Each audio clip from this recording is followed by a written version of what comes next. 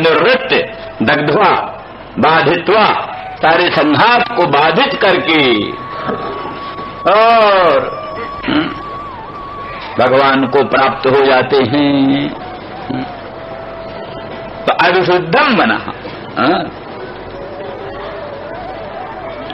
इसलिए माने भक्तों को बड़ा आश्वासन, मन की शुद्धि का प्रयास तो करते ही रहना चाहिए, पर माना जितनी शुद्धि की कसौटी है उतनी कसौटी पूरी पूरी न पार पड़े तो भी ये आश्वासन है कि अभिशुद्धम अपि मनः। अब आप कहेंगे कि अभिशुद्ध मन भगवान में लगेगा ही कैसे? तो वहां ये थोड़ा सा वर्णन है कि यहां इनका मतलब ये है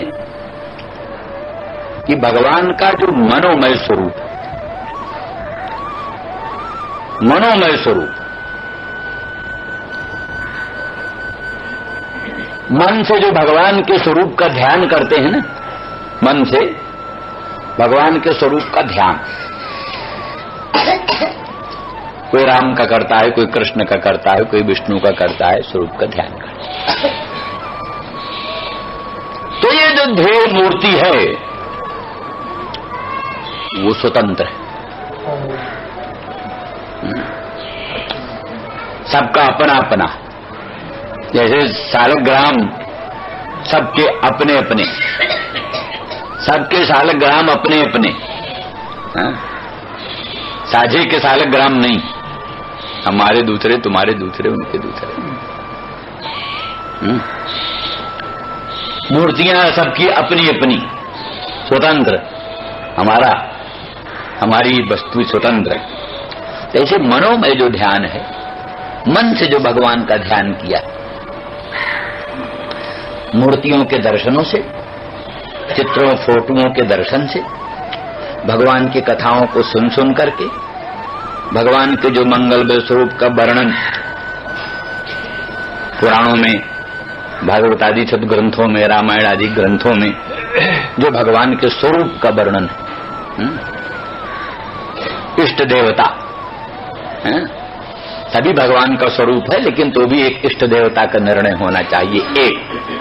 एक इष्ट देवता, सब एक ही है, भेद नहीं, तो भी ध्यान 100 ध्यान कैसे करेंगे? ध्यान तो एक ही, उसी में बुद्धि को जमाना पड़ेगा, सुस्थिर करना पड़ेगा। तो जो सदग्रंथों में भगवत स्वरूप का वर्णन है, उसके सारे सत्पुरुषों के द्वारा जो भगवत स्वरूप का वर्णन है, उसको सुन करके, मूर्तियां जो प्रतिष्ठित प्राचीन, उनका दर्शन करके, प्राचीन मूर्तियों का वहां खड़े होकर बैठकर ध्यान करो, बहुत अच्छा ध्यान हो जाता है जल्दी जल्दी। ऊपर की मूर्ति का स्वरूप चाहे सुंदर ना भी हो, पर उसी में ध्यान करने से बड़ा दिव्य, बड़ा सुंदर रूप मन में आ जाता है। तो इस तरह से अनेक प्रयास से जो सुंदर एक मनोमय कृष्ण का स्वरूप है, उस स्वरूप में ही जो कि अपना अपना स्वतंत्र है। कई संत वैष्णव कहते हैं हमारे राम जी अभी वहां नहीं गए, अभी वहां वो किया है, हमारे राम जी अलग। तो ठीक है, वो सब राम, सबका राम जी ध्येय मूर्ति अपना अपना अलग है, तो वही बेड़ा पार करने, उसी से कल्याण होगा। साझे का राम से कल्याण नहीं होगा, साझे के राम से कल्याण हो जो अपना राम है, अपने राम जी जिनका हम ध्यान करते हैं, जो हमने ध्येय मूर्ति बनाया है, ध्येय मूर्ति जो बनाया है, अनंत ब्रह्मांड नायक परमात्मा भगवान कृष्ण का, भगवान राम का, जो तेजोमय, प्रकाशमय, मंगलमय, जो हमारी मानसी मूर्ति है।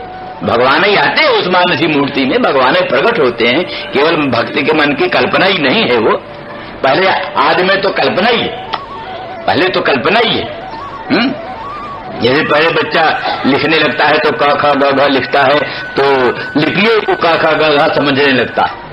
वो जो टेढ़ी मेढ़ी लिपि है, अंग्रेजी की, हिंदी की, उर्दू की लिपियों को क ख ग घ समझने लगता है, लेकिन बाद में समझते समझते जानता है लिपि तो उसका व्यंजक है, बोधक है, संकेत है, वस्तुता का वर्ण है, वो वर्ण लिपियों से भिन्न है, इसलिए लिपियां नाना है, वर्ण एक, लिपियां भिन्न भिन्न है, वर्ण एक है।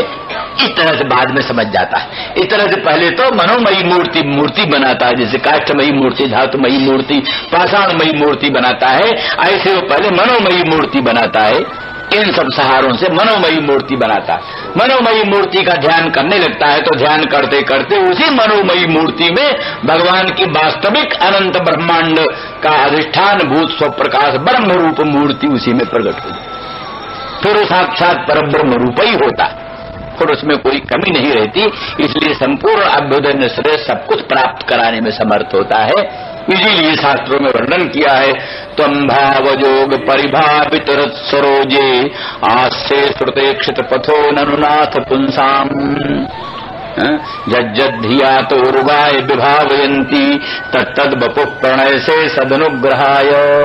भागवत में तो कहते हे नाथ, आप भावयोग परिभावित रस सरोजे आज से, भाव योग जो भक्ति योग है, अनुराग योग है, अनुराग योग भक्त योग से जो परिभावित परिष्कृत हृदय, जिस भक्त का हृदय भाव योग से भक्त योग से परिष्कृत शुद्ध है, ऐसे भाव योग परिभावित हृत सरोज में आप आज से विराजमान होते।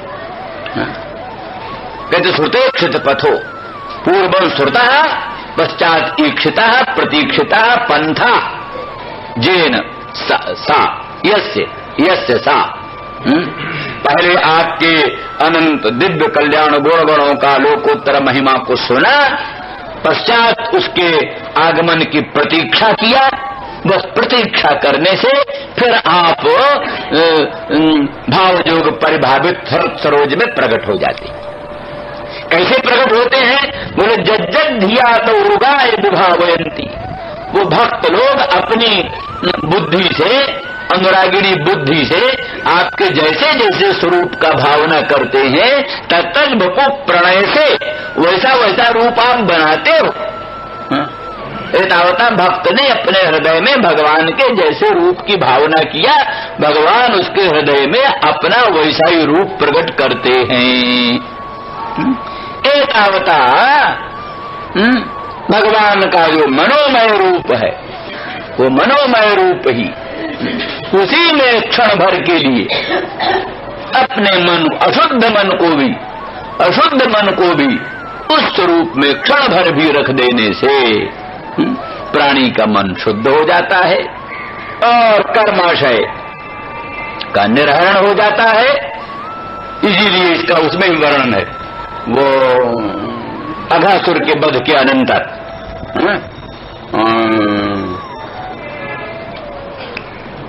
अघासुर की मुक्ति हो गई, उसके अघासुर के स्वरूप से एक तेज निकला, ज्योति निकली, वो भगवान कृष्ण में सन्निविष्ट हो गई। तो कुछ परीक्षित ने शंका किया, तो शंका का समाधान करते हुए सुखदेव जी कहते हैं, सकल जगंग प्रतिमांतराहिता मनोमयी भागवती ददौ गतिम सैव नित्यात्म सुखानुभूत्य भिभुदस्त मायोंतर्गतो ही किम पुनः। सकल जगंग प्रतिमांतराहिता, एक बार भगवान के मंगलमय अंग की प्रतिमा, सकल जगंग प्रतिमा, जिस भगवान के मंगलमय अंग की प्रतिमा मूर्ति एक बार भी हृदय में स्थापित कर दिया। चक्र जदंग प्रतिमांतराहिता, कैसी प्रतिमा? मनोमयी, मनोमयी प्रतिमा। जैसे काष्ठमयी धातुमयी प्रतिमा होती, जैसे मनोमयी प्रतिमा। तो जिस भगवान के मंगलमय अंग की मानसिक प्रतिमा, मानसिक मूर्ति एक बार भी मन में धारण कर लेते, उनको भागवती गति मिल जाती है। वही मनोमयी भगवान के मंगलमय अंग की प्रतिमा भागवती गति का प्रदान कर देती है।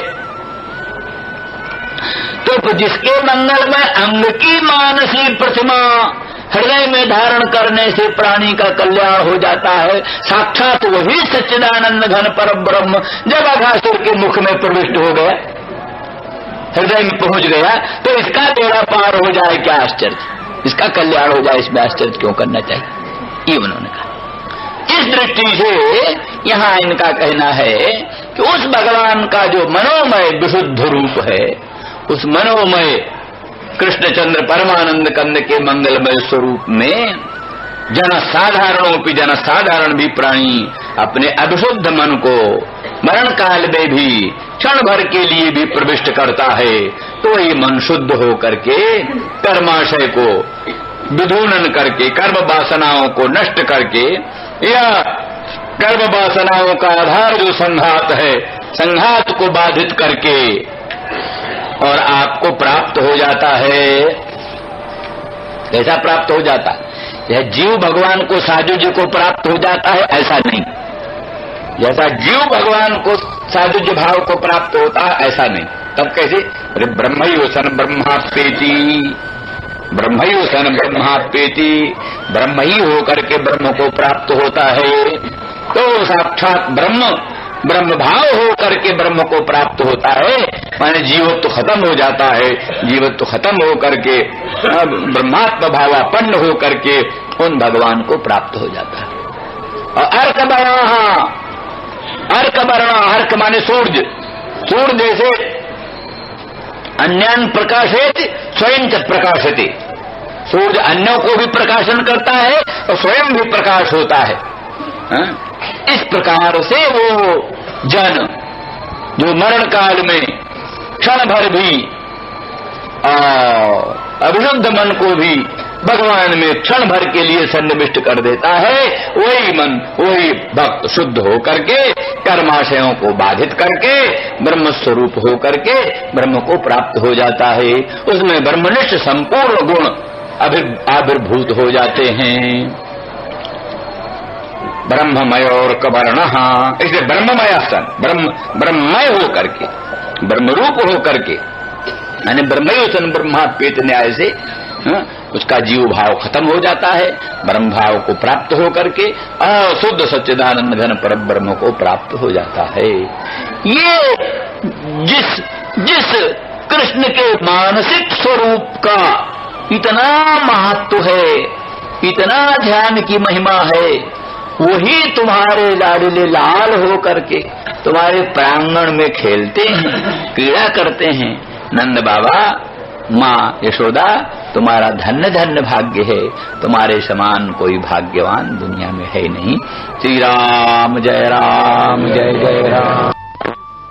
जस्मिन् जन प्राण वियोग काले क्षणं समावेश्य मनो विशुद्धम निर्हृत्य कर्माशय माशु जाति पराम गतिम ब्रह्ममयोर्कवर्ण। जिस भगवान में, अर्थात जिस भगवान के मानसिक रूप में, ये अर्थ क्यों किया कल जो हमने कहा कि मानसिक रूप में भगवान की जो मनोमयी प्रतिमा, मनोमयी प्रतिमा में अपने मन को प्राण वियोग काल में भी, अति व्यग्रता दशा में भी, अशुद्धि दशा में भी क्षण भर के लिए अविशुद्ध मन को भी भगवान में क्षण के लिए भी स्थापित कर देते हैं। वो आशु शीघ्र ही कर्माशय का विधूनन करके, कर्माशय का निर्हरण करके, दग्ध करके, बाधित करके और ब्रह्ममय हो करके, अर्कवर्ण हो करके भगवत भाव को प्राप्त होता है। तो मनोमय क्यों कहा? इसलिए कहा कि मनोमय में ही चित्त के प्रवेश की संभावना है। जो भगवान का दिव्य श्री विग्रह है, वो तो तत्काल सामने आता नहीं। इसलिए स्वयं कृष्णचंद्र परमानंद कंद मदन मोहन ब्रजेंद्र नंदन सामने है नहीं, रामचंद्र राघवेंद्र भगवान सामने है नहीं, तो उनमें मन का सन्निवेश कैसे होगा? इसलिए उसका अर्थ है कि मनोमय स्वरूप जो भगवान का है, वेद वेदांतों का श्रवण करके, सब पुराणों में जो भगवान के मंगलमय श्री विग्रह का वर्णन है उसका श्रवण करके, और विभिन्न श्री विग्रह जो विभिन्न विभिन्न मंदिरों में स्थापित हैं उनका दर्शन करके, उत्तम चित्रों में भगवत स्वरूप सौंदर्य का अनुभव करके, और शनै शनै मानसी प्रतिमा का निर्माण करता है, मानसी मूर्ति। ये सब जो बाह्य दर्शन है उसी मानसिक स्वरूप निर्माण में साधन बनते। जितना अधिक भगवत स्वरूप सौंदर्य का श्रवण करोगे और सौंदर्य पूर्ण दिव्य मंगलमयी मूर्तियों का दर्शन करोगे और भगवान के राजोपचार चतुष्षष्ठी उपचार देवोपचार का दर्शन करोगे, दिव्य भूषण वसन अलंकारों से विभूषित सुसज्जित अलंकृत श्री विग्रहों का दर्शन करोगे, उसके द्वारा शनै शनै अंतःकरण में एक भगवान की मानसी मनोमयी दिव्य प्रतिमा आविर्भूत होगी। तो पहले तो प्रतिमा काल्पनिक ही होगी, लेकिन ध्यान की महिमा से धीरे धीरे अखंड सच्चिदानंद घन भगवान स्वयं उस मानसिक प्रतिमा में प्रकट हो करके वास्तविक रूप में प्रकट हो जाते हैं। ये स्थिति है। तो उस मानसिक प्रतिमा में क्षण भर के लिए भी जो मन लगा देता है और समय नहीं मरण काल में भी लगा देता है, अशुचि दशा में, क्योंकि उस समय मरण काल है, अशुचिता भी हो जाती, कहीं मूत्र ही निकल पड़ा, कहीं कुछ भी हो गया, कहीं कुछ भी हो गया, तो अशुचि दशा है। तो उस मरण काल में, व्यग्रता काल में, अशुचि दशा में भी क्षण भर भी और अशुद्ध मन को भी, इसलिए मनोविशुद्धम अविशुद्धम अविशुद्ध मन को भी उन भगवान के स्वरूप में जो क्षण भर के लिए प्रविष्ट कर देता है, तो आशु शीघ्र ही उसका मन विशुद्ध हो जाता है। अशुद्ध मन तत्काल विशुद्ध हो जाता है। ये भगवत स्वरूप की महिमा, भगवत स्वरूप की महिमा। जैसे पारस परस को धातु सुभाई, पारस को स्पर्श करके लोहा भी सोना हो जाता है तत्काल, वैसे भगवत स्वरूप का स्पर्श करके, भगवत स्वरूप का मनसा स्पर्श करके, मन से ध्यान करके तत्काल मन की अशुद्धि दूर हो जाती, मन शुद्ध हो जाता है। और जीवन काल में भी मन के शुद्ध करने का वही मूल कारण है भगवत स्वरूप सौंदर्य का चिंतन, वही मन की शुद्धि का मूल कारण।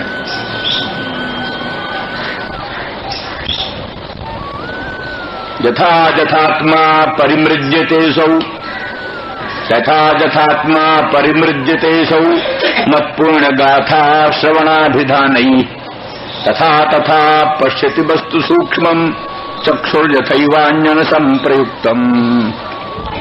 ऐसे विशिष्ट अन्यन का प्रयोग करने से चक्षु निर्दोष होकर सूक्ष्म वस्तु को देखने में समर्थ हो जाता है। उसी तरह से भगवान की पुण्य गाथा, पुण्य चरित्र,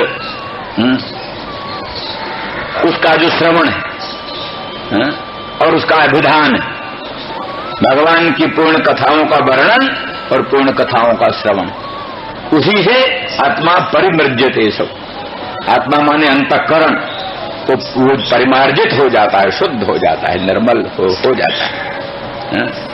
ये तो इस तरह से अंतःकरण के परिमार्जन का एक मात्र मूल मंत्र है भगवान की पूर्ण गाथाओं का श्रवण। भगवान उपलक्षण है नवधा भक्ति का आचरण करना, श्रवणम कीर्तनम विष्णु स्मरणम पाद सेवनम अर्चनम वंदनम दास्यम, उसी के द्वारा अंतःकरण पवित्र होता है, शुद्ध होता है।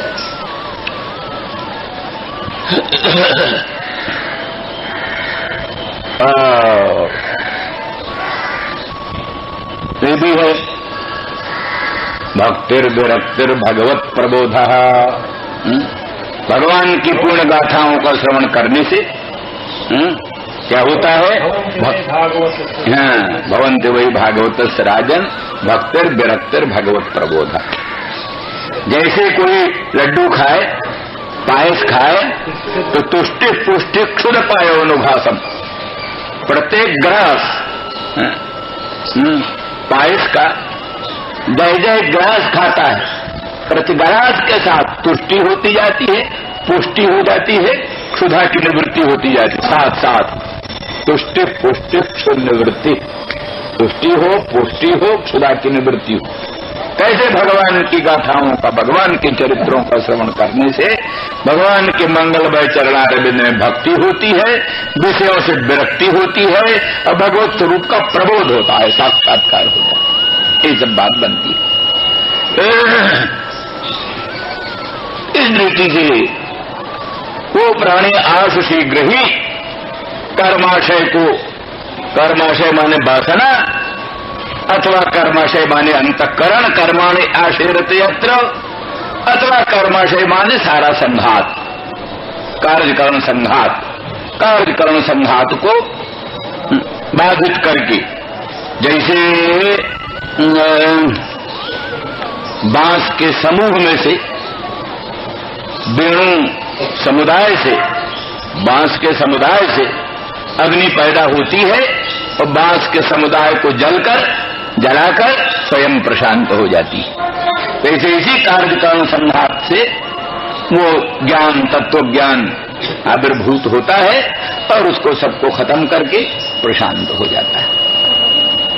इस तरह से कर्माशयम निर्वृत्य, कर्माशय का निर्हरण करके और भगवत भाव को प्राप्त हो जाता है। तो जैसे जीव को सायुज्य ब्रह्म में प्राप्त होता है वैसा नहीं, ब्रह्ममय, ब्रह्ममय अर्थात ब्रह्मयो सन ब्रह्माप्रीति, ब्रह्म होकर ही ब्रह्म भाव को प्राप्त होता है। अर्थात जितने आवरण हैं सब आवरण नष्ट हो जाते हैं, स्वाभाविक ब्रह्म भाव का प्रादुर्भाव होता है, इसलिए ब्रह्ममय होता हुआ भी ब्रह्म को प्राप्त होता है। अर्क वर्ण, अर्क सूर्य जैसे स्व प्रकाश है, अन्यान प्रकाश है तो स्वमपि प्रकाश है, अन्य को भी प्रकाशन करता है और अपने आप को भी प्रकाशन करता है सूर्य। उसी प्रकार से अर्क वर्ण हो करके, माने अर्क सूर्य के तुल्य स्वयं प्रकाश हो करके अपने स्वरूप का प्रकाशन करता है, इतरों का भी प्रकाशन करता है। एतावता ये भी है कि भगवत भाव का भगवत गुणों की स्फूर्ति होती है, भगवत गुणों की स्फूर्ति होने लगती है उसमें।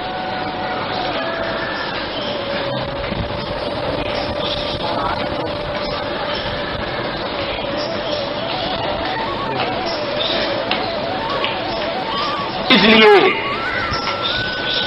तस्मिन् भवन्तावखिलात्महेतौ, तस्मिन् भवन्तावखिलात्महेतौ नारायणे कारणमर्त्यमूर्तौ भावं विधत्तां नितरां महात्मन् किम्बावशिष्टं जुबयो सुकृत्यम्। उद्धव जी महाराज कहते हैं कि तस्मिन्, वही जो भगवान है जिनमें जन साधारण व्यक्ति भी, कोई ऋषि की बात नहीं है, ब्राह्मण की बात नहीं है, जन सामान्य कोई भी जिस भगवान के बीच में क्षण भर भी मन लगाकर अभिशुद्ध मन को धारण करके कृतार्थ हो जाता है, मुक्त हो जाता है, वही भगवान साक्षात्कार,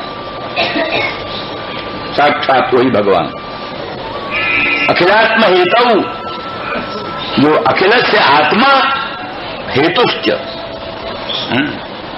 इसलिए अखिलात्म हेतु तस्मै, क्या नाम, तस्मिन अखिलात्म हेतु, अखिल प्राणियों का जो आत्मा है, जो भगवान अखिल प्राणियों का आत्मा है और जो भगवान अखिल प्राणियों का हेतु, सबका हेतु है, उसी सबका प्रादुर्भाव। जैसे महासमुद्र से अनंत अनंत तरंगों का प्रादुर्भाव, ऐसे अखंड सच्चिदानंद घन भगवान परब्रह्म श्री कृष्ण से ही अनंत अनंत प्राणियों का, अनंत अनंत जीवों का आविर्भाव। तद्यथा अग्निर्विस्फुल्लिंगा दुच्चरंती ऐसे अग्नि से विस्फुलिंग बहुत सी चिंगारियां निकलती हैं, ऐसे ही भगवान से सर्वे लोका सर्वे जीवा सर्वे भावा दुच्चरंती, सभी लोक सभी जीव सभी भाव भगवान से वैसे ही प्रादुर्भूत होते हैं जैसे महान अग्नि से विस्फुलिंग प्रकट होते हैं। इस तरह से जीवों का भी प्रादुर्भाव भगवान से ही है। औपाधिक रूप जो जीवों का है, अंतःकरण विशिष्ट पंचकोश विशिष्ट जो जीव का रूप है वो जो है सो भगवान से उसका आविर्भाव होता है। वैसे तो अखंड सच्चिदानंद घन रूप से भगवान का स्वरूप ही। तो इस प्रकार से तस्मिन अखिलात्मभूत, अखिल प्राणियों का जो आत्मा भगवान अखिला अंतरात्मा, गोस्वामी तुलसीदास जी कहते हैं सत्यम बदामि च भगवान अखिला अंतरात्मा नान्या स्पृहा रघुपते हृदय मदीये। हे रघुपते, हमारे हृदय में कोई भी अन्य स्पृहा नहीं। ये बनावटी बात नहीं है, क्योंकि भगवान अखिला अंतरात्मा, आप अखिल प्राणियों के अंतरात्मा हो, घट घट की बात जानते हो, इसलिए हमारे हृदय की बात भी जानते हो। नान्या स्पृहा रघुपते हृदय मदीये, सत्यम बदामि, सत्य बोलता हूँ, और भगवान अखिल अंतरात्मा, आप अखिल प्राणियों के अंतरात्मा है। तो क्या चाहिए? भक्तिम प्रेत रघुपुंगव निर्भराम में, हे रघुपुंगव निर्भरा भक्ति का प्रदान करो, और कामादि दोष रहितम को मान सज्जो, मेरे मन को कामादि दोष से रहित। कोई कह सकता है कामादि दोष है तो अन्य स्पृहा है, अन्य स्पृहा ही तो कामादि दोष है। कामादि क्या? भगवत भिन्न वस्तुओं की स्पृहा ही काम है। तो जब कामादि दोष रहितम कुरु मानसं जो कह रहे हो, मेरे मानस को कामादि दोष रहित करो, तो कामादि दोष है तब न कामादि दोष रहितम को। तो कामादि दोष रहितम कुरु मानसं, प्रार्थना ही कहती है कि कामादि है। कामादि है तो किसी विषय की कामना है, तो फिर नान्य स्पृहा कैसे कहते हो? शंका ही जुटारी। तो ये शंका हो सकती, लेकिन उसका अर्थ ये है वास्तव में कि यो तो उपद्रव रूप से कोई कामना हो, हृदय से कामना नहीं। एक तो ये बात है कि जबरदस्ती हमारे कामना पैदा हो जाती है। कई चीजों को हम चाहते हैं कि हमारा मन इधर उधर न जाए, तो कोई उपद्रव सामने आ जाता है, उसमें मन चला जाता है। तो हमारी आंतरिक इच्छा तो नहीं, आंतरिक इच्छा तो हम उन सब वस्तुओं से बचना चाहते हैं। तो आंतरिक इच्छा हम उन वस्तुओं से बचना चाहते हैं, तो भी उपद्रव रूप में कोई वस्तु आ जाती है, तो फिर वो क्या है, मम हृदय भवन प्रभु तोरा तहाँ बसे आई बहु चोरा। हे प्रभु, हमारा हृदय हो तो आपका भवन है, पर वहां बसे आए बहु चोरा। नहीं, वो वहां बहुत चोर आ गए, काम क्रोध लोभ आदि, और नहीं माने विनय निहोरा। मैं उनसे विनती भी करता हूँ, निहोरा भी करता हूँ, कुछ सुनते नहीं। तो कहते चिंता यह मोही अपारा, अपजस नहीं हो तुम्हारा। हमको तो इस बात की चिंता है कि कहीं तुम्हारा अपजस न हो, मैंने तुम्हारे घर में चोर घुसा है। किसी साधारण के घर में चोर घुसा दूसरी बात है, साक्षात अनंत ब्रह्मांड नायक परमात्मा राघवेंद्र रामचंद्र का जो भवन है भक्त का हृदय, और उसमें चोर घुस जाए कामादि, तो ये आपका अपजस है। हम तो क्या है, बहुत दिन से दुख भोगते हैं, थोड़ा और दुख भोग लेंगे, इसलिए मुझे अपनी तो चिंता कुछ नहीं, तो मुझको चिंता ये है कि आपका अपयश न होगा, इत्यादि इत्यादि। तो इसलिए माने आभास रूप में कुछ प्रतीत होने पर भी वास्तव में हमारे मन में उनकी स्पृहा नहीं है, ये कहने का उनका अभिप्राय। इसीलिए तो कहते हैं, नहीं तो जिसको पदार्थ की कामना होती है वो कामना के नाश की थोड़ा तो प्रार्थना करता है, उसको कहता महाराज जिसे मैं चाहता हूं उसको दे दो। तो जिसे चाहता हूं उसको दे दो नहीं कह रहे हैं। कामादि दोष रहित हमको, वो कामादि दोष है, वो कामादि दोष रहित हमारे मन को बनाओ, अर्थात कामना नष्ट करो, पदार्थ मत दो, कामना ही नष्ट करो। जैसे कि क्या हुआ, प्रहलाद से भगवान ने कहा मांगो, तो उन्होंने कहा नहीं मांगे, क्या आप तो हमारा आपका कोई संबंध जो है, कोई क्या व्यापारी संबंध तोड़ना है, कुछ नहीं, आप हमारे आप तो काम पूर्ण काम आत्मा राम परम निष्काम स्वामी है, हम भी आपके निरपेक्ष निष्काम भक्त, कामनाओं में कुछ नहीं। बोले नहीं, फिर भी हमारा अमोघ दर्शन है, कुछ मांगना ही चाहिए। बोले फिर अच्छा, यदि राशि से मैं कामान बरांस तुम बरदर्शभ कामानाम हृदय संग्रोह में तुम्हें वो बरम वृणे। अगर को देना ही है तो फिर ये दो कि मेरे हृदय में कभी कामनाओं की कोई अंकुर न पैदा हो, बस ये दो, ये दे दो, मन में कभी कामनाओं के अंकुर न पैदा हो। तो इस प्रकार के जो भावना वाले होते हैं उनके मन में वास्तविक किसी पदार्थ की स्पृहा नहीं होती। इस अभिप्राय से गोस्वामी जी ने कहा है। तो तस्मिन् भवन्तावखिलात्महेतौ, वो अखिल प्राणियों का जो अंतरात्मा और अखिल प्राणियों के हेतु, ऐसे जो भगवान नारायण मूल परब्रह्म स्वरूप नारायण, वही जैसा कहा नारस्य अयने आश्रय, नार माने जीव समूह और नार माने पुरुषावतार। तो नारायणाम समूह माने अनंत अनंत पुरुषावतार, जिनसे अनंत अनंत अवतार होते हैं। तो अनंत अनंत पुरुषावतार, उन पुरुषावतारों का एकमात्र आश्रय वो नारायण, परब्रह्माधिपति से भी उत्कृष्ट। ऐसे जो अखिलात्म हेतु नारायण, क्योंकि कारण मर्त्य मूर्तौ, कारणमेव सन,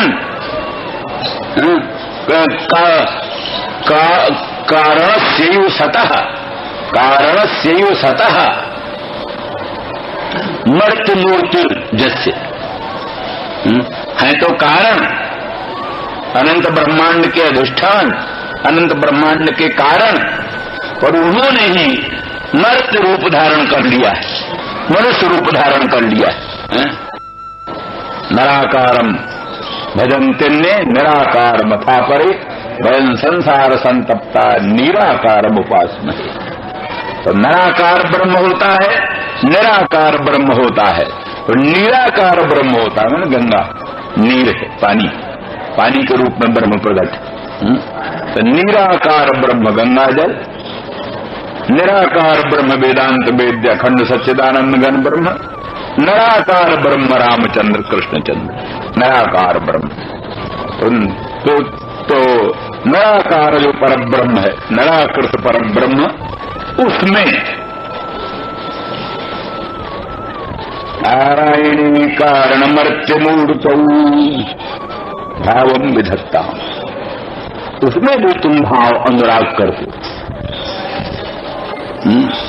मर्त्य मूर्ति नारायण में, निराकार परब्रह्म में जो तुम अपना मन लगाते हो, तुम धन्य धन्य हो। यहां इस सब कहने का मतलब ये है, टीकाकारों ने, वैष्णवों ने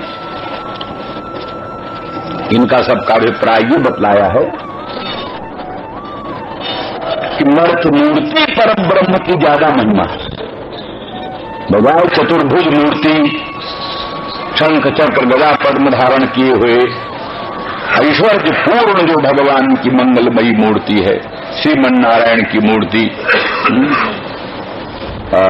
शेषशाही भगवान की मूर्ति, या और जो जिनमें ऐश्वर्य की अभिव्यंजना होती, अनंत ब्रह्मांड नायकता, सर्वेश्वरता, सर्वशक्तिमत्ता, अनंत कल्याण गुणगणाश्रयता जिसमें भासमान होती है, उस मूर्ति की अपेक्षा ये मूर्ति, मर्त्य मूर्ति जो है, माने क्या है ना, द्विभुज ब्रह्म, दो भुजा वाले ब्रह्म। मथुरा में भगवान कभी 4 भुज रूप में प्रकट होते थे, चतुर्भुज रूप में। द्वारका में तो चतुर्भुज रहते ही थे ज्यादा, मथुरा में भी चतुर्भुज रहते थे, क्योंकि वहां पर कोई आश्चर्य नहीं होता था। वसुदेव जी को चतुर्भुज मूर्ति का ही दर्शन हुआ था जन्म काल में ही। लेकिन नन्द के गोकुल में भगवान सर्वथा जो द्विभुज मूर्ति रहे, दो ही भुज मूर्ति, नंदन द्विभुज मूर्ति, 2 भुजा की मूर्ति। मुरली बाबन परायण, गोवर्धनोद्धरण परायण, रासलीला परायण, ये भगवान का माधुर्यपूर्ण रूप। तो इस माधुर्यपूर्ण रूप में जो तुम लोग प्रेम करते हो, तुम दोनों नंद यशोदा, तुम बड़े भाग्यशाली। वसुदेव देवकी का भी ये भाग्य नहीं है जो भाग्य तुम्हारा। इसलिए वो अनन्यता, वो गाढ़ अनुराग, गाढ़ा अनुराग, जो गाढ़ा अनुराग नंद यशोदा का है, वो गाढ़ अनुराग वसुदेव देवकी का नहीं।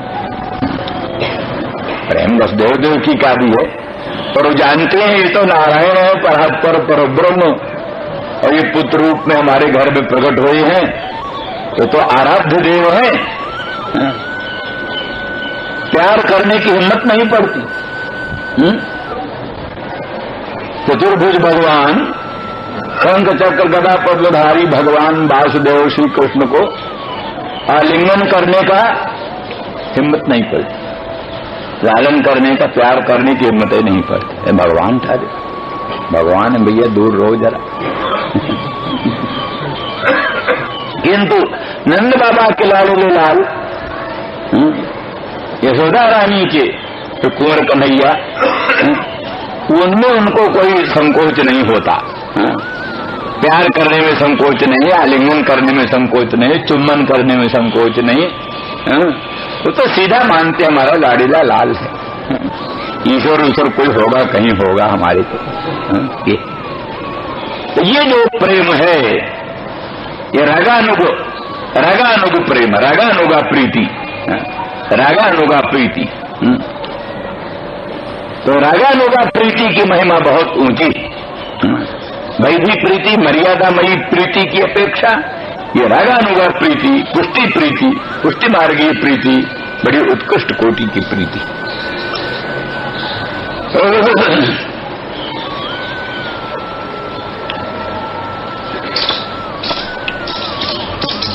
तो तस्मिन् भवन्ता वखिलात्महेतौ नारायणे कारणमर्त्यमूर्तौ भावं विधत्तां नितरां महात्मन्। नितराम भाव, तुम दोनों उन भगवान में नितराम प्रीत करते हो, नितराम प्रीत करते हो। तुम्हारी प्रीत निश्चित, सबकी प्रीति की सीमा, सबके अनुराग की सीमा, तो तुम्हारा प्रेम निश्चित। हे महात्मन दंड, किम्बा अवशिष्टम जुबयो सुकृत्यम, तुम्हारे लिए कौन सा सुकृत्य बाकी है, कौन सा सुकृत्य बाकी है? सब सुकृत्य, जितना सारे सुकृतों का फल, सारे सत्कर्मों का फल, श्री कृष्ण भगवान का दर्शन, फिर श्री कृष्ण भगवान में लोकोत्तर अनुराग, उत्कट प्रीति हो जाए, कुछ भी बाकी नहीं बचता। प्राणी कृतं कृत्यम प्राप्तम प्रापणीयम छिन्नाश्चेतव्याः, सब कुछ प्राप्तम प्राप्तव्यम, सब प्राप्तव्य प्राप्त कर लिया, सारा कृत्य संपादित कर लिया, सब कुछ संपन्न हो गया, कुछ बाकी नहीं रहा। तो अब यहां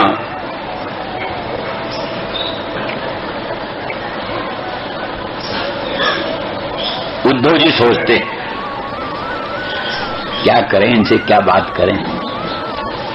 उद्धव जी सोचते हैं, बृहस्पति जी के शिष्य, श्री कृष्ण जी के परम अंतरंग सखा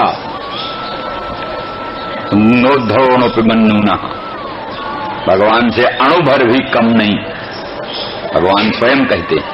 वो उद्धव सोच रहे हैं इनसे क्या बात करें। कहते बाबा तुम धन्य धन्य हो,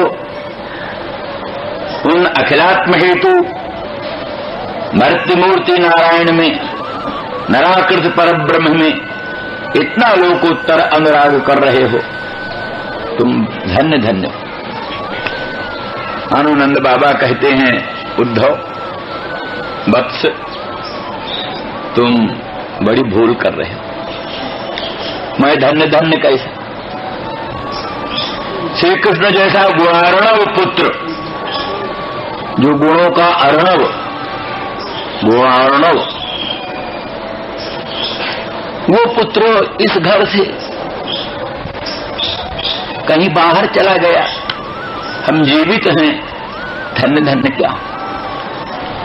इसलिए साधक गुणार्णव, लोकोत्तर प्रतिभा संपन्न, लोकोत्तर शक्ति संपन्न, अनंत माधुर्य परिपूर्ण, ऐसा योग्य पुत्र, और वो हमसे अलग हो गया, उससे वियुक्त होकर हम जीवित हैं। आप क्या कहते हो, हम धन्य धन्य कैसे।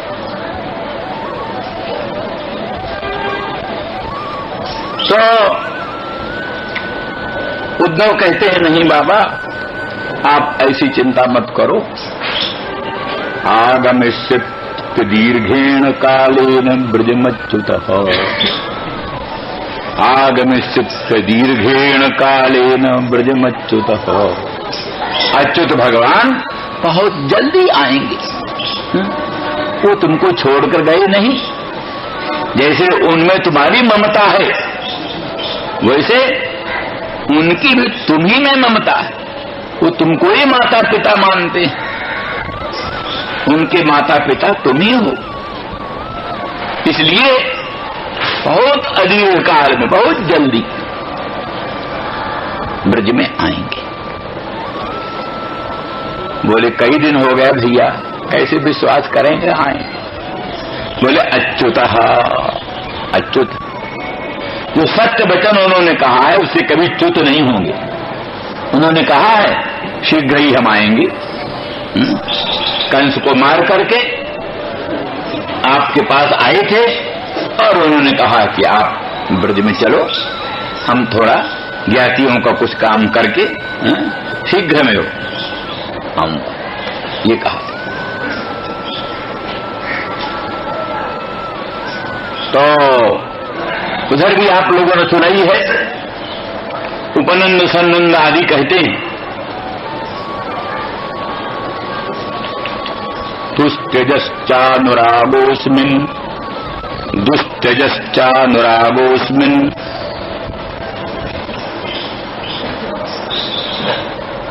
नंदते तनयेस्मासु तस्योत्पत्तिकः कथम। हे नंद, तुम्हारे इस पुत्र में कहते दुस्त्यज अनुराग,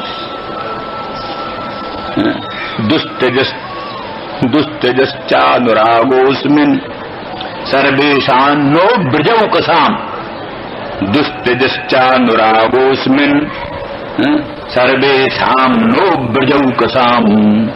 सभी ब्रजवासी जितने ब्रजवासी हैं हम सबका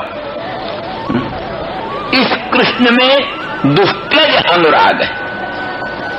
हजार प्रयत्न करने पर भी वो अनुराग छूट नहीं सकता। दुस्त्यजश्चानुरागोऽस्मिन् सर्वेषां नो ब्रजौकसाम् नंदते तनयेस्मासु। हे नंद, तुम्हारे तनय में अस्मिन्स्ते तनये नः अस्माकं सर्वेषां ब्रजौकसाम् दुस्त्यजः अनुरागः। नंद, इस तुम्हारे पुत्र में कृष्ण में हम सभी ब्रजवासियों का दुस्त्यज अनुराग है। और अस्मासु तस्यापि उत्पत्ति का स्नेह, हम सब लोगों में उसका भी, मन कृष्ण का भी औत्पत्तिक स्नेह, स्वाभाविक स्नेह, कृष्ण का भी हम लोगों में सहज अनुराग है, स्वाभाविक प्रेम। तो एतावता सिद्ध हुआ कि जैसे सभी ब्रजवासियों का भगवान कृष्णचंद्र परमानंद कंद में अनन्य अनुराग, दृढ़ अनुराग, उसी प्रकार से भगवान कृष्ण का भी अपने ब्रजवासियों में परम अनुराग है, दृढ़ अनुराग है।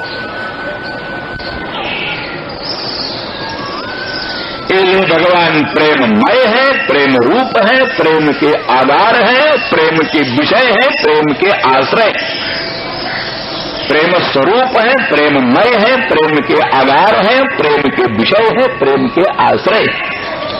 इसलिए वो स्वयं सब ब्रजवासियों में बड़ा प्रेम करते हैं। इसे आगमिष्यत दीर्घेण कालेन ब्रजमच्युतः, अच्युत भगवान अपनी वाणी को सत्य करेंगे, अवश्य ही अदीर्घ काल में जल्दी ही आएंगे।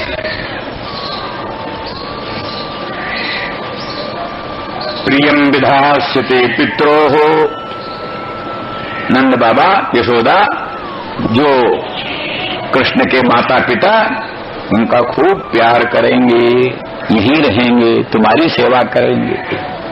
प्रियम विधास्यते पित्रोर भगवान सात्वताम पति, तो भगवान है सात्वतों के भक्तों के पति हैं, स्वामी हैं।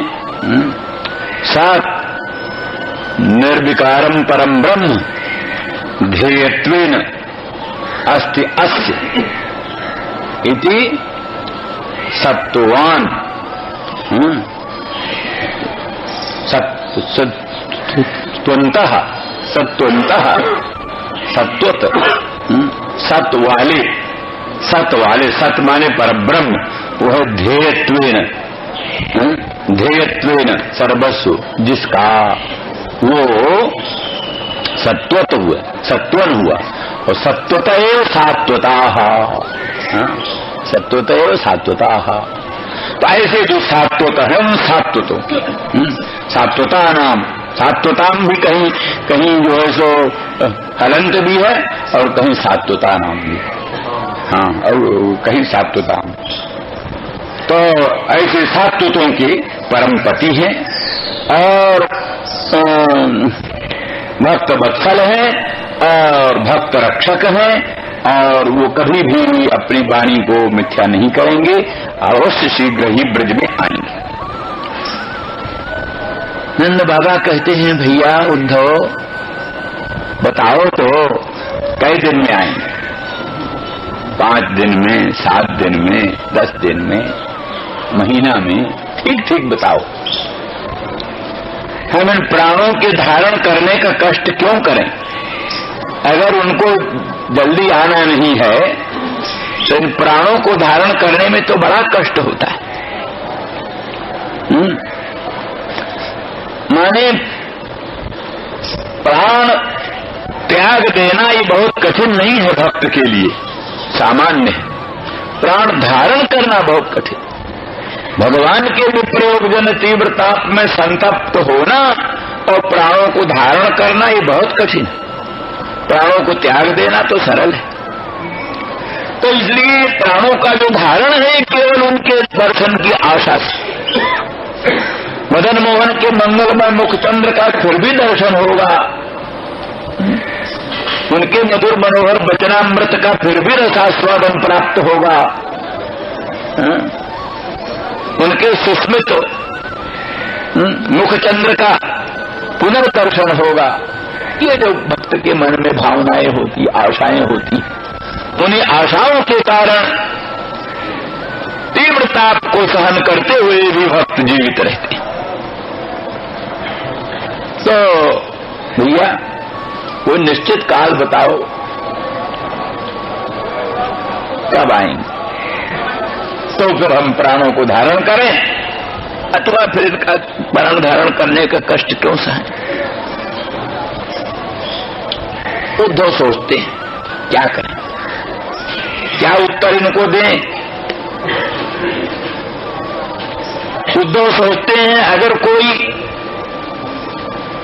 प्राकृत पुत्र वियुक्त प्राणी होता, प्राकृत पुत्र वियुक्त प्राणी होता तो उससे कहते अरे भाई तुम मोह समुद्र में क्यों पड़े हो, मोह समुद्र में क्यों पड़े हो, ये पिता पुत्र भ्राता आदि सब माया है, इस माया जाल से, मोह जाल से मन को निकालो, साक्षात सच्चिदानंद घन परम ब्रह्म प्रभु में मन को लगाओ। साधारण व्यक्ति होता कोई पुत्र वियोग संतप्त तो उसको ये कहकर उपदेश दे देते, पर इनकी तो पुत्रमयी प्रीति उसी सच्चिदानंद घन परम ब्रह्म में है जिसका हम उपदेश करते किसी को।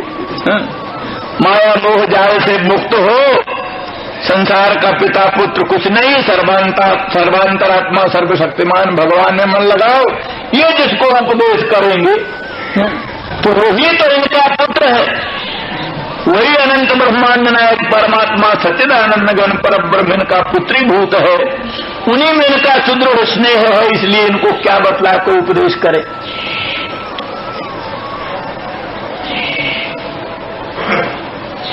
वसुदेव देवकी की तो ये बुद्धि है कि ये परमेश्वर है, हमारे आराध्य देव हैं, इनको मन में पुत्र की ममता नहीं करनी चाहिए, इनमें वो बुद्धि है नहीं।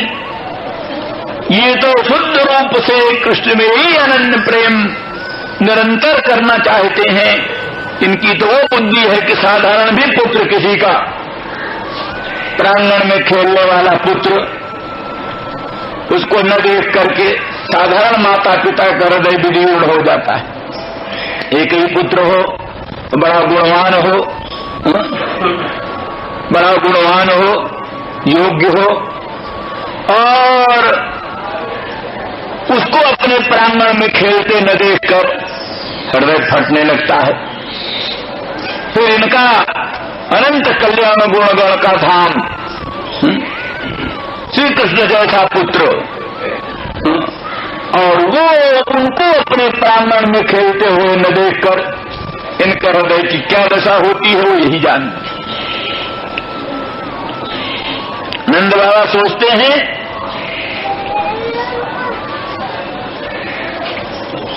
कि देखो हम कितने हतभाग्य हैं, हमारा कितना दौर्भाग्य है।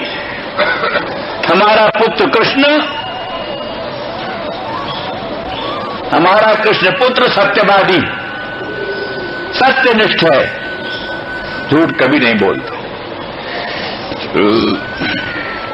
उन्होंने कहा पिताजी आप चलो मैं शीघ्र ही आऊंगा, और वो जरूर आते, परम सत्यवादी और परम पितृभक्त, वो अवश्य आते, तो मेरा दौर्भाग्य ही प्रतिबंधक है उनके आने।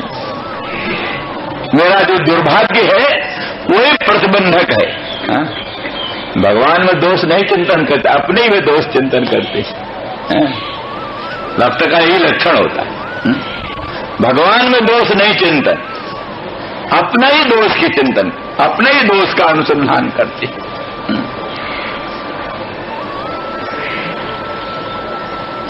क्या कहा, गुण तुम्हार समुझई निज दोषु, गोस्वामी जी कहते गुण तुम्हार समुझई निज दोषु, यही सब भांत तुम्हार भरोसु। ऐसे लोगों के हृदय में आप निवास करो जो सदा सर्वदा आपका गुण ही देखते और दोष सब अपना देखते।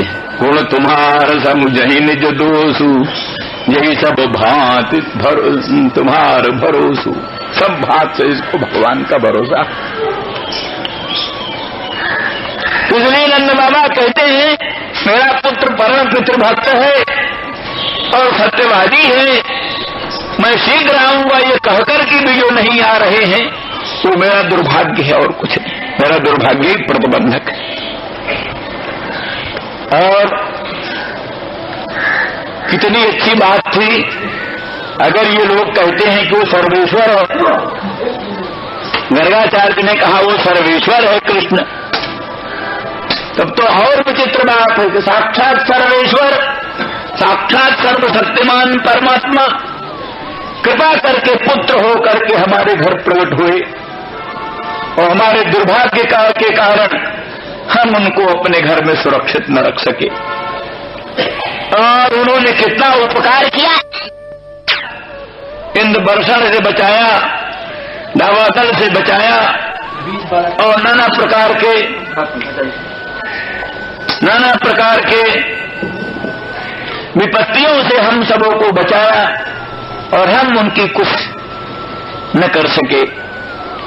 उनको प्रसन्न रखने का, उनको अपने घर रखने का कोई सदुपाय न कर सके, इसलिए हम बड़े अभागे ये सोचते हैं। तो उद्धव सोचते हैं कि अब इनको क्या कहें, किस तरह से इनको समझाएं। अगर कहते हैं कि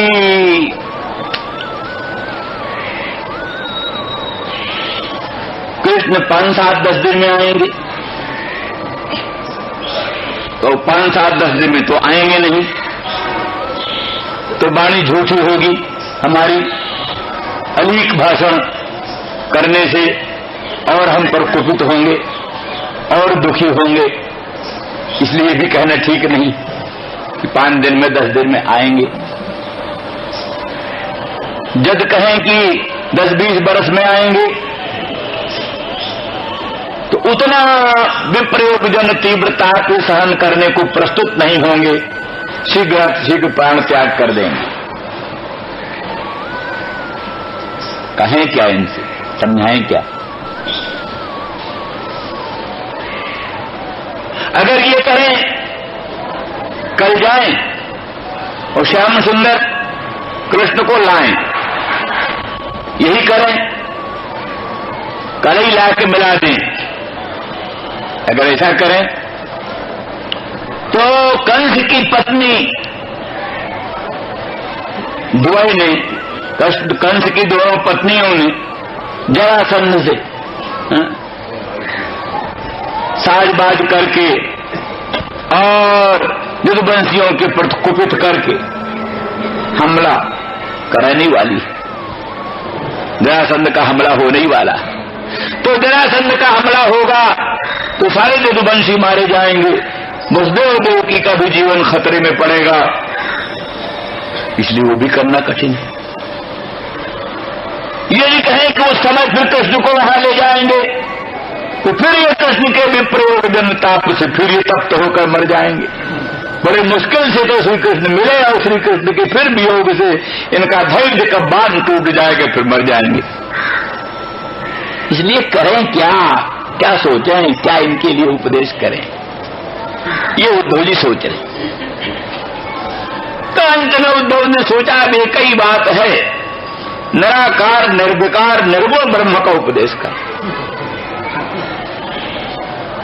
नंद बाबा, तुम जो भगवान की का ध्यानवान कर रहे हो, वास्तव में वो भगवान निराकार है, निर्विकार है, निर्गुण है, न उनका कोई माता है, न उनका कोई पिता है, न उनको कोई भ्राता है, न उनका कोई देह है, न उनका कोई जन्म है, न उनका कोई देह है, न गेह है, और वो सर्वातीत निराकार निर्विकार निर्गुण निरंजन निर्गुण है।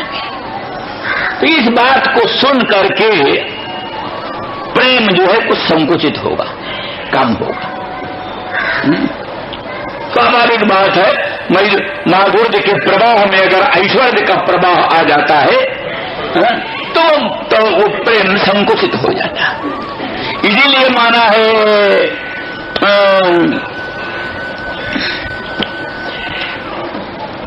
एक उन्होंने सनातन गोस्वामी का भागवतामृत नाम का ग्रंथ, भागवतामृत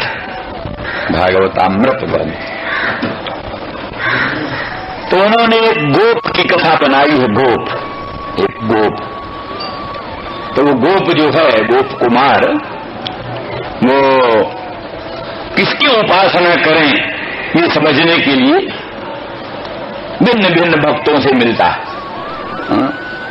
तो वैकुंठनाथ भगवान के भक्तों से मिलता है, वैकुंठनाथ भगवान का दर्शन करता है और वैकुंठनाथ के जो भक्त हैं उनसे मिलता है और कहता है तुम तो बड़े बड़े धन्य धन्य हो, क्या कहना है, तुम भगवान वैकुंठनाथ के सन्निधान में रहते हो, पार्श्व में रहते हो, तुम्हारा जैसा सुकृति कोई है नहीं, जन्म जन्मांतरों का कल्प कल्पांतरों का पुण्य पुंज तुम्हारा एकत्रित हुआ है, तुम वैकुंठनाथ भगवान के सन्निधान में आए। तो वैकुंठनाथ के परिकर, वैकुंठनाथ के भक्त, लक्ष्मी ये सब कहती हैं, अरे गोप कुमार तुम क्या कहते हो, हम तो सदा सर्वदा डरते रहते हैं, भगवान सर्वेश्वर हैं, भगवान सर्वशक्तिमान हैं, भगवान परमात्मा हैं, कहीं कोई अपराध न बन जाए, कहीं कोई गड़बड़ी न हो जाए, कहीं कहीं, हाँ हम तो जरा सा भी एकदम वो स्वाभाविक प्रेम निर्भयता तो कुछ नहीं होती और उनसे डरते रहते हैं, और ऐश्वर्य का प्रभाव है कि वो सब उसमें प्रेम संकुचित। इसी तरह से फिर वो सब जगह सब देव सबके पास जाता है, द्वारकानाथ के पास जाता है, रामचंद्र राघवेंद्र के पास जाता है, भिन्न भिन्न भक्तों के पास जाता है, उनकी सबकी बड़ी महिमा जानता है, बड़ा लोकोत्तर गुण गण, लोकोत्तर चरित्र, लोकोत्तर महत्व देखता है। जब उनसे पूछता है तो उनको ही वो सब यही उत्तर देते हैं, इनका तो जो अनंत प्रभाव है। जैसे कोई समझ लीजिए कि कोई नया आदमी को जो है सो राष्ट्रपति से मिलना, भला राष्ट्रपति तो आजकल देसी हो गया, कुछ ठिकाना नहीं, मने पुराने जमाने का वायसराय, पुराने जमाने का वायसराय, उसके पास कोई जाता था। अरे एक बड़े अच्छे तालुकेदार थे, उनको देखा ही क्या न कलेक्टर उनके यहाँ आए थे, कलेक्टर तो कलेक्टर के स्वागत का एक अभिनंदन पत्र पढ़ रहे थे। वो एक पंडित जी थे, उन्होंने श्लोक बनाया था, वो जो है तालुकदार साहब पढ़ रहे थे, तो खड़े खड़े उनका हाथ कांपे, पांव कांपे, और वो अभिनंदन पत्र भी कांपे, सब कांपे। माने ऐश्वर्य का प्रभाव, मैंने जो कलेक्टर साहब के सामने सीधी सीधी बात नहीं निकलती। बहुत से लोग जो है सो अदालतों में जाते हैं, वाणी नहीं निकलती गवाही देने में या और कोई बातचीत करने में। तो ऐश्वर्य का प्रभाव बड़ा विचित्र होता है। तो जहाँ छोटे छोटे की बात, तहाँ जो अनंत कोटि ब्रह्मांडाधिपति है, अनंत अनंत ब्रह्म रुद्र इंद्रादि देवाधिदेव जिनके सामने हाथ जोड़े खड़े हैं, अनंत ब्रह्मांड की उत्पादनी अनंत अनंत शक्तियां जिनके सामने स्तुति करती हुई हैं, तो ऐसी परिस्थिति में उन भगवान को देख करके सबको डर लगता है। डर लगता है। तो जहाँ डर है वहाँ स्वाभाविक प्रेम का, स्वाभाविक प्रेम कहा, जहाँ डर है, जहाँ संकोच है, वहाँ स्वाभाविक प्रेम कहा। तो ये सब देखते देखते तो ये सब इनका प्रेम जो है वो उस कोटि का। तो इनके सामने जब वो बात आएगी, उनका कोई देह नहीं, उनका कोई गेह नहीं, उनका कोई जन्म नहीं, उनका कोई माता नहीं, उनका कोई पिता नहीं, वो कांगनाओं ने तो इन बातों के मखौल उड़ा दी, मखौल उड़ाई। बोले कहते हो कि उनका देह नहीं, निरंजन है, अंजन तो हमने लगाया उनकी आंखों में, इनकी आंखों में हमने अंजन लगाया, उनको तुम निरंजन कहते हो? कैसे निरंजन? कहते तो जन्म नहीं हुआ, हमने देखा जन्म उनका प्रत्यक्ष, हमने उनको अपने गोद में खिलाया, हमने उनको जो धूली धूसरित होते देखा। तुम सभी सब कैसे बात कर रहे हो? क्या कहाँ की बात कर रहे हो? तुम कौन हो? ऐसा तमाशा बना लिया उद्धव बेचारे। तो ये सब बात इस तरह से उद्धव जी ने ही सोचा कि ऐसा कुछ कहें, तो ऐसा निर्गुण निराकार निर्विकार की बात करने से इनके मन में थोड़ा सा हो जाएगा तो जीवन हो जाएगा। अगर ये न हो सका, क्योंकि बात यही है जैसे खूब संतप्त घृत में, कड़ाह में खूब जल रहा हुआ घृत जल रहा हो, उसके ताप दूर करने के लिए अगर थोड़ा सा पानी का छींटा डाल दो, कड़ाह के खौलते हुए तेल में या खौलते हुए घी में, अगर शांति के लिए, ताप निवृत्ति के लिए थोड़ा सा पानी का छींटा डालो तो वह और प्रज्वलित होकर अग्नि बन जाता है।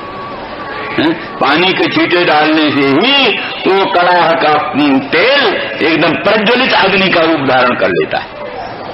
इस तरह से अगर हमारे ब्रह्म का उपदेश से इनके प्रेम में कुछ संकोच हुआ तो हुआ, नहीं तो उल्टा ही जैसे संतप्त कटाहगत तैल में जल निक्षेप करने से विचित्र अग्नि का प्रादुर्भाव होता है, ऐसे उत्कट प्रेम का प्रादुर्भाव होगा, इनका लोकोत्तर प्रेम उदित होगा। क्योंकि ये बात बताया है कि जैसे नदी का प्रवाह बढ़ रहा है, अब उसको अगर रोकने का प्रयास करो तो इतना तोड़ मार करके बंधन को प्रतिबंध को काट करके और बेगवान हो जाता है।